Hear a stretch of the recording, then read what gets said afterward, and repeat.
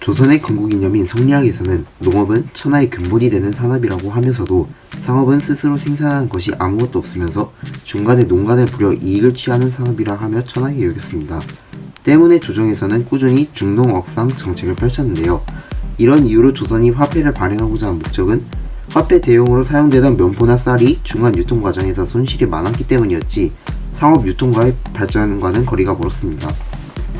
1401년 태조 이성계는 조선시대 최초의 화폐인 저하를 발행했습니다. 당시 조선은 원나라의 속국 시절 교초라는 지폐를 사용하던 경험이 있었기 때문이었는데 문제는 원나라와 같은 강력한 정부가 아닌 신생국 조선에서 발행했던 것이라 민간에서는 저하를 신뢰하지 않았다는 것입니다. 이에 등장한 것이 바로 엽전입니다. 이는 엽전 그 자체가 실물 가치를 어느 정도 보장하기 때문에 저하에 비해 신뢰를 얻을 수 있을 것이라는 예측 때문이었습니다. 그리하여 1423년 조선 통보가 유통되기 시작했습니다. 하지만 백성들은 여전히 화폐 사용을 꺼려했습니다. 그 결과 저하가 완전히 사라지고 동전마저 신뢰를 잃게 되었습니다. 조정에서는 조선 통보 한 푼에 쌀 한 대로 책정한 교환비가 갈수록 떨어져 2년 후에는 1425년에 쌀 한 대를 사려면 3푼이 필요하게 됐고 1427년에는 쌀 한 대 가격이 10푼을 넘게 됩니다. 이에 백성들의 원성이 커지자 세종은 뜻을 굽힐 수밖에 없었습니다. 15세기 들어 근 100년 동안 조선은 화폐 유통을 시켜보려고 노력합니다. 태조는 저하라는 지폐를, 세종은 조선 통보를, 세조와 성종은 번갈아가며 저하 엽전의 유통을 시도해보지만 번번이 실패하고 맙니다. 가장 큰 원인은 화폐 사용 경험의 부족에서 나오는 불신이었습니다.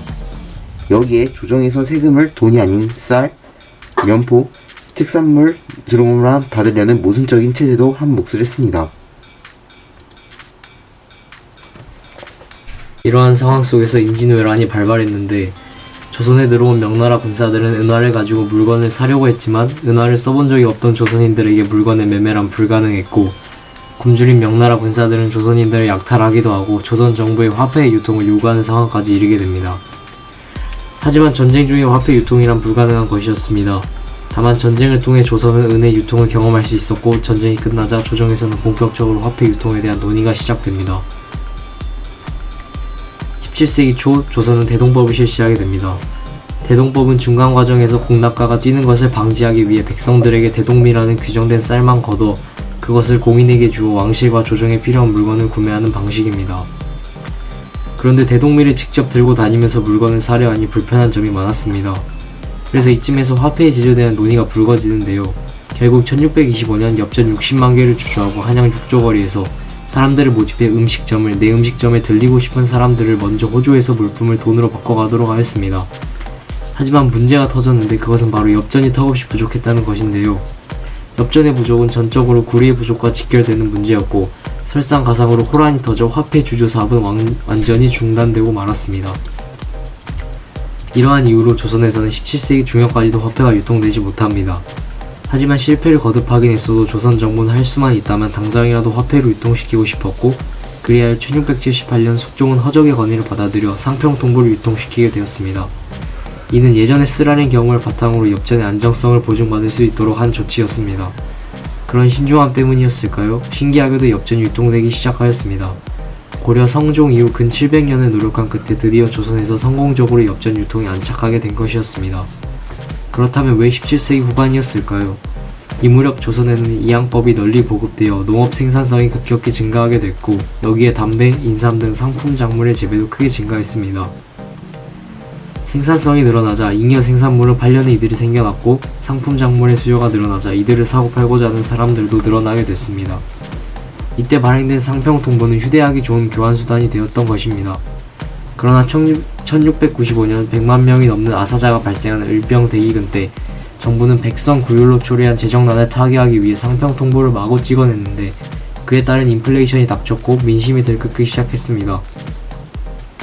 조정은 뒤늦게나마 이런 폐단을 알아차리고 1698년 상평통보의 주조를 전면 금지하게 됩니다. 이는 33년 동안의 화폐 부족으로 인한 디플레이션으로 이어집니다.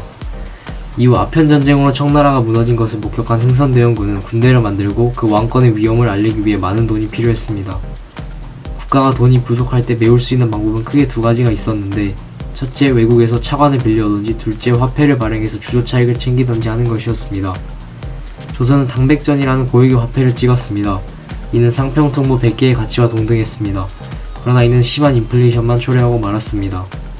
그리고 20년 후 고종은 왕실의 사치 등으로 인해 발생한 만성적 적자를 해소하고 개항자금, 신식군대 창설비 등의 마련을 위해 당호전을 만들게 됩니다. 그러나 이 또한 실패하고 말았습니다. 당호전은 상평통보의 2~3배의 실물 가치를 지녔는데 백성들은 이것을 5배로 인정하자는 것도 받아들이기 힘들었던 것입니다. 결국 당호전은 황해도, 경기도, 충청도 일부에서만 통용될 뿐이었습니다. 또한 당시 조선은 당백전, 당호전 등의 발행으로 인플레이션이 심해지자 일본 화폐를 더 선호하고 있었습니다. 일본 화폐는 가치가 안정되어 있었고 휴대하기 편리하고 가벼웠기 때문입니다. 결국 대한제국 정부는 또다시 실패를 인정하고 1905년 일본 재정공을 추진한 화폐 정리 사업을 통해 유통되었던 백동화를 포함한 모든 조선의 화폐를 회수하고 맙니다.